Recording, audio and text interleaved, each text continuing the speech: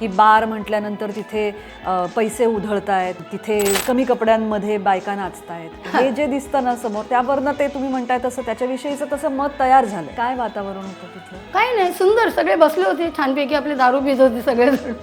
तर मस्तपैकी मी आनंदित झाले, अरे वा वा काय छान ऐकायला येते. बघण्याचा दृष्टिकोन लोकांचा बेकार आहे आणि ते ऑलरेडी रंगमंच म्हणून त्याला लायसन्स होतं. खरं बघायला गेलं तर बारमध्ये असं वातावरणच नाही आहे, कुठल्याच बारमध्ये नव्हतं. हे पब वगैरे जे आलेत ना, ही पब संस्कृती जेव्हा आली ना त्याच्यापासून नंतर मग, पण डान्स बार जेव्हा आले ना, त्या डान्स बारमध्ये मुली ऑलरेडी मस्तपैकी ते छानपैकी हे घालायचे. फक्त त्यांना डान्सचं म्हणजे नृत्याचं प्रशिक्षण नाही किंवा त्यांना कस्टमरला कसं हँडल करावं याचा अभ्यास नाही.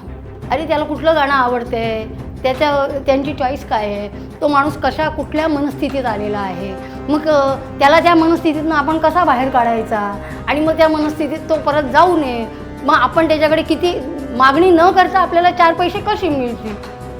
म्हणून मुली मला जास्त प्रेम करायचं ह्याचं कारण तेच. त्या लाईनीतल्या मुलींना ज्या खऱ्या नर्तकी असायच्या ना, त्यांना हे सांगायला नाही लागायचं. आता माझी आई काही या लाईनीतली नव्हती, माझी आई कीर्तनकार होती. लोक मला ह्याच्याशीच जुळून टाकतात. संगीत आलं ना, नृत्य आलं ना, म्हणजे ह्याच्याशी कनेक्ट करा, असं घसरणच करून टाकली सगळ्यांनी.